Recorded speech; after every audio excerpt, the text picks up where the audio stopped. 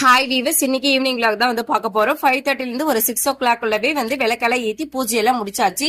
பூஜை முடிச்சதுக்கு அப்புறமா வந்து நைட் ஒர்க் ஸ்டார்ட் பண்ணிடுவேன். டின்னர் என்ன ரெடி பண்ணலாம் அப்படின்னு சொல்லிட்டு ப்ரிப்பேர் பண்ணிடுவேன். இன்னைக்கு வந்து சிக்கன் ரைஸ் தான் வந்து செய்யலாம்னு சொல்லிட்டு ரெடி பண்ணிட்டு இருக்கேன்.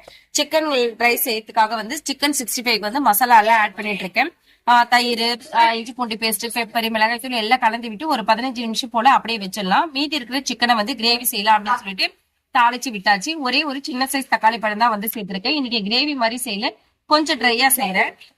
அதனால வந்து ஒரே ஒரு தக்காளி தான் வந்து சேர்த்திருக்கேன். இஞ்சி பூண்டு பேஸ்ட் எல்லாமே சேர்த்துட்டு சிக்கனை வந்து நல்லா ஒரு 10 நிமிஷம் போல இஞ்சி பூண்டு பேஸ்ட்லயே வந்து நல்லா வேக விடணும்.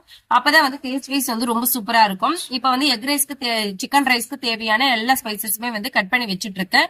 சிக்கன் 65ம் நல்லா மிக்ஸ் பண்ணி வச்சாச்சு. ஒரு 2 கேரட் போல துருவி வச்சிருக்கேன், ஒரு வெங்காயம்.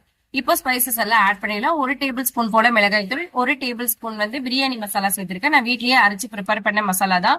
பிரியாணிக்கும் சேர்த்துடலாம், கறி குழம்புக்கும் சேர்க்கும் போது டேஸ்ட் நல்லா சூப்பரா இருக்கும். இன்னைக்கு பெப்பர் சிக்கன் தான் வந்து செய்ய போறேன்.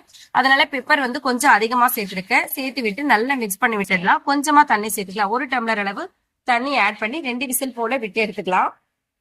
தண்ணி வந்து அதிகமா வந்து நான் வைக்கல, இன்னைக்கு வந்து ட்ரையா தான் செய்ய போறேன்றதுனால கொஞ்சம் கம்மியாவே வச்சிருக்கேன். 65 வந்து போட்டு எடுத்துடலாம்.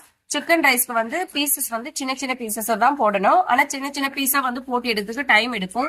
அதனால பெரியதாவே வந்து சிக்கன் 65 வந்து போட்டு எடுத்துடலாம். அதுக்கப்புறமா வந்து ஸ்லைஸா வந்து கட் பண்ணி எடுத்துடலாம்.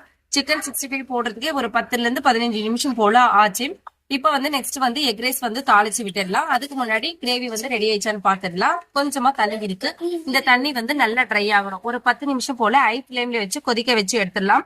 நல்ல சூப்பரான பெப்பர் சிக்கன் வந்து ரெடி ஆயிடுச்சு. இப்ப வந்து சிக்கன் ரைஸ் தாளிச்சு விட்டுடலாம். எண்ணெய், கடுகு, சீரகம், வெங்காயம், பச்சை மிளகாய், கருவேப்பிலை, கொத்தமல்லி சேர்த்துடலாம். பச்சை மிளகாய் வந்து நிறைய சேர்த்திருக்கேன். ஸ்பைசஸ்க்காக வந்து வேற எந்த சில்லி பவுடர் எல்லாம் ஆட் பண்ணல. அதனால வந்து பச்சை மிளகாவே கொஞ்சம் ஒரு 5ல இருந்து 6 பச்சை மிளகாய் போல கட் பண்ணி சேர்த்திருக்கேன். 1 டேபிள் ஸ்பூன் வந்து சாம்பாருக்கு போடக்கூடிய மிளகாய் தூள் வந்து ஆட் பண்ணிருக்கேன். ஒரு 5ல இருந்து 6 முட்டை போல உடைச்சு வச்சிடலாம். சால்ட் சேர்த்துடலாம். கேரட் வந்து அதிலேயே போட்டு வதக்கி விடல, தனியா வந்து கொஞ்சமா ஆயில் விட்டு தனியா வதக்கி எடுத்தாச்சு. இப்போ முட்டையெல்லாம் வந்து நல்லா ஃப்ரை ஆகி வந்துடுச்சு. இப்போ வடிச்சு வச்சுக்கிற சாப்பாடை போட்டு நல்லா கிளறி விட்டுடலாம். அது கூடவே வந்து இந்த கேரட்டையும் சேர்த்து நல்லா மிக்ஸ் பண்ணி விட்டுருங்க.